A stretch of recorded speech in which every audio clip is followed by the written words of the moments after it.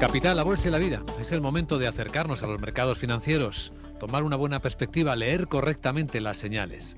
Los bancos centrales vuelven a ser protagonistas con sus movimientos o pausas de los tipos de interés, porque ahora mismo la opinión está muy dividida en el mercado. Así que vamos a entrar a fondo en esta cuestión de tanto interés, de tanto efecto en la vida de las economías de los países y de los inversores, con la ayuda de Goyo Ollaga, que es socio director de Welcome Asset Management.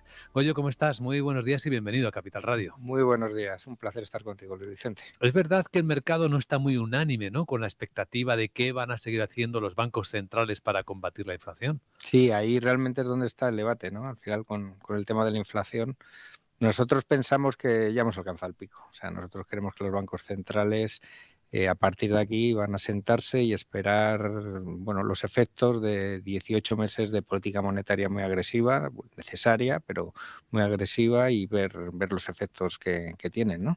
Porque la inflación responde a ese calificativo que le hemos puesto de pegajosa. Sí, es bastante pegajosa, ¿no? De hecho, cuando al final ves las perspectivas del Banco Central Europeo a futuro, ¿no? Está manejando inflación del 2,4 en 2025, o sea, todavía por encima de su nivel, ¿no? Del nivel del 2% que maneja el Banco Central Europeo, ¿no? Entonces, realmente está siendo pegajosa, sí. Lo que sí que estamos viendo son algunos avisos de algunos líderes del mercado advirtiendo que una cosa es que terminen las subidas de tipos de interés y otra cosa es que empiecen a bajar. Hay quien cree que vamos a vivir una temporada larga de tipos de interés altos. ¿Es posible? Efectivamente, nosotros es el escenario que estamos manejando, ¿no? Al final, de hecho, discrepamos ahí del mercado. El mercado está descontando en Estados Unidos bajadas de 100 puntos básicos el año que viene.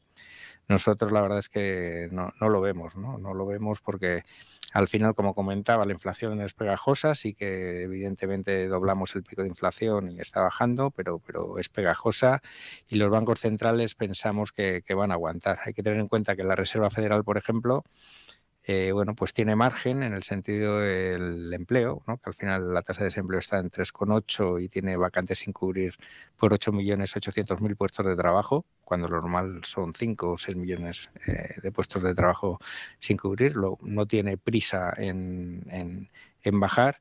Y yo creo que también es muy importante en el caso de la Reserva Federal, los bancos centrales se mueven con un cierto pozo histórico, una memoria histórica, ¿no? Entonces yo creo que hay que recordar en los 70, ¿no? Que ahí la Reserva Federal subió del 5 al 12,5, se asustó, bajó otra vez del 12,5 al 5 y tuvo que subir del 5 al 20% en los 70, generando una década pues de estancamiento económico brutal, ¿no? Entonces yo creo que ese pozo les queda. Entonces mientras no sea necesario, pues no van a bajar los tipos. Bueno, como consumidores ya sabemos lo que nos toca con la inflación, pero como inversores, ¿cómo podemos aprovecharlo esto para sacarle rendimiento al mercado? Pues en la situación actual nosotros pensamos que hay que estar en renta fija, ¿no? Pensamos que hay que estar en renta fija, pero en el debate que hay dentro de la renta fija, si hay que coger duración o no, Ujú. nosotros pensamos que todavía no es el momento, que todavía hay que esperar, porque con una curva invertida, al final hay que tener en cuenta que te está pagando mucho más el corto que el largo. O sea, invertir a largo estás cogiendo un riesgo y te está pagando bastante menos. Como comentábamos, los tipos pensamos que van a estar van a estar altos, perdón, durante un cierto tiempo, ¿no? Y después, en lo que se refiere a los tipos en largo, tienes que ver el tema de los flujos. Para mí es bastante importante en los mercados de renta fija, ¿no? Y ahí ves que, por ejemplo, que los máximos, los tenedores de bonos americanos, pues son la Reserva Federal y los no residentes, los extranjeros, por un 50%, ¿no? Y cuando tú ves que la Reserva Federal está en modo de salida, es decir, que te va a deshacer posiciones o por lo menos no va a incrementarlas, cuando ves los no residentes y ves a China, que le has declarado tu enemigo geoestratégico, no te va a comprar, evidentemente. El máximo tenedor de bonos ahora mismo es Japón, que yo creo que a Japón se le está prestando muy poca atención, Es verdad. pero el control de la curva lo han pasado de 0,10 a 0,70, bueno, entre 0,50 y 1%, y está el 10 años japonés en el 0,70. Entonces, ahora mismo los inversores japoneses van a comprar sus bonos, porque entre otras cosas han estado haciendo una política monetaria expansiva, y en Europa y Estados Unidos se ha hecho restrictiva. Entonces, los costes de cobertura son mucho más caros. Es decir, si un inversor japonés, una aseguradora japonesa, compra bonos americanos y los cubre, le sale rentabilidad negativa, mientras el suyo ya lo tiene al 0,70.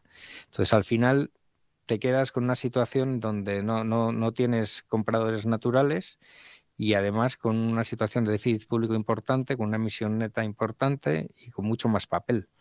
Entonces, vemos difícil que los tipos largos bajen. Pensamos que se van a estabilizar ahí por donde están, niveles del 4,30, del 4,25, 4,5, entre el 4 y el 4,5 van a estar estabilizados. Entonces, hay que irse a comprar renta fija pues a 2, 3 años, es un poco lo que nosotros pensamos. Plazos cortos y qué tipo de riesgo dentro de esa renta fija. Estamos hablando de bonos soberanos. ¿Podemos empezar a incluir algo de corporativo o de high yield? Bueno, yo creo que la gran ventaja tras el tsunami que hubo en la renta fija en 2022 es que ahora hay muchos más campos donde jugar, ¿no? Hay muchos más activos donde entrar. Con tipos negativos era muy complicado, ¿no? El invertir y solamente había unos pocos activos que se podían comprar. Ahora se puede invertir en muchos más, ¿no?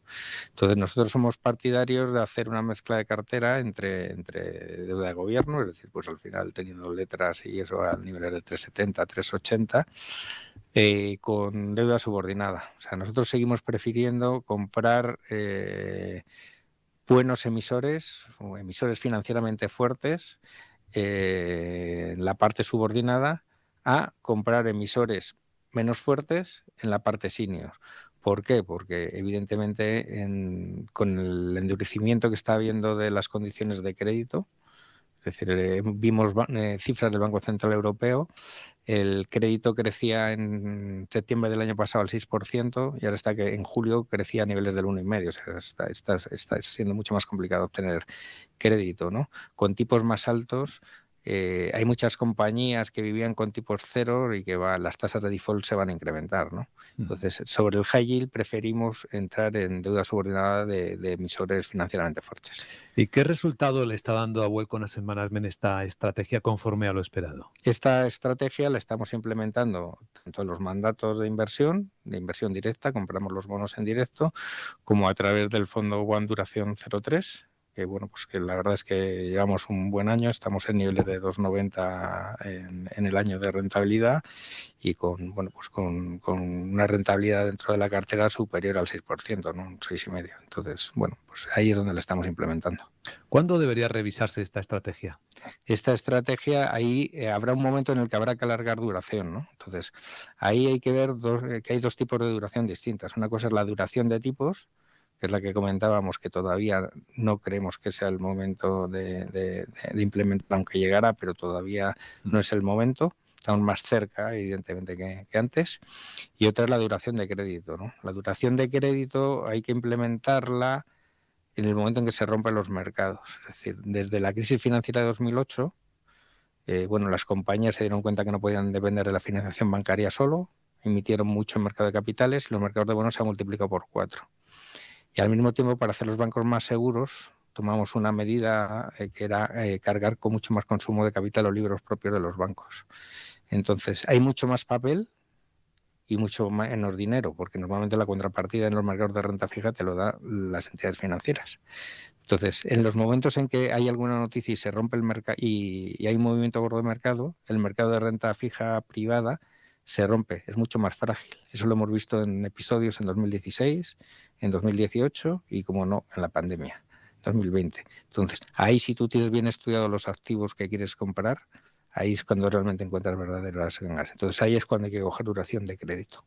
Todo esto que estamos hablando, Goyo Llaga, responde, y ahí parece estar de fondo, un escenario de desaceleración o de aterrizaje suave en la economía. No estamos en ningún caso viendo una recesión que cambie la escena en un plazo de menos de un año. Bueno, en Estados Unidos también depende, la palabra recesión asusta mucho, ¿no? Hay Sí. recesiones más profundas que otras. En Estados Unidos es posible que entremos en una recesión, porque además yo creo que es lo que busca la Reserva Federal para controlar la inflación, ¿no? O sea, es posible, ¿no? En Europa, la verdad es que estamos en una situación complicada, porque estamos con una caída de la demanda interna clara, ¿no? Al final todo el ahorro que hicimos en la pandemia, bueno, pues lo hemos consumido. Se ha visto en este verano mucho. Lo hemos consumido. Te comentaba antes las cifras de crédito, el crédito está cayendo. Probablemente empiece ya desde Bruselas a apretar con el tema de los déficits, con lo cual también el consumo público, el gasto público, bueno, pues empezar a bajar algo. Y luego tenemos en Europa, que es una economía muy exportadora, tenemos pues, dos temas que nos perjudican. Tenemos, por un lado, que la salida de China de la pandemia ha sido menos fuerte de lo que se esperaba. Entonces, para una economía tan exportadora como la europea, eso nos pesa bastante. Se ha visto en Alemania, cifras de exportaciones, se ha visto en el PIB alemán. Y después, el tema que comentábamos de Japón, que nadie le presta atención. Como hemos al final hecho una política monetaria restrictiva y ellos una política monetaria expansiva, el euroyen se te ha ido de niveles de 120, 130 a 157. El resultado es que Japón, que es el verdadero competidor de Alemania, exportan lo mismo, exportan industria con valor añadido, coches, autos, componentes, industria con valor añadido. Al final, si te quieres comprar un coche japonés y eres australiano, bueno, pues es un 20 y tantos % más barato que un alemán. Entonces, todo eso nos está pesando mucho en la economía europea y es uno de los motivos por los que creemos que el Banco Central Europeo pues va a parar las subidas de tipos, aunque el discurso que mantenga, como comentabas tú, por la inflación pegajosa, sí que va a ser un discurso agresivo. O sea, no va a subir, pero sí que probablemente la rueda de prensa que haga la señora Lagarde sea en un tono agresivo. Pues esta es una visión sobre lo que está ocurriendo en la economía, en los mercados, en lo que se puede hacer como respuesta, como estrategia, como inversores, con Goyo Llaga, socio director de Welcome Asset Management. Gracias, Goyo, por compartir esta visión en Capital Radio y hasta la próxima. Muchísimas gracias, Luis Vicente. Un placer como siempre.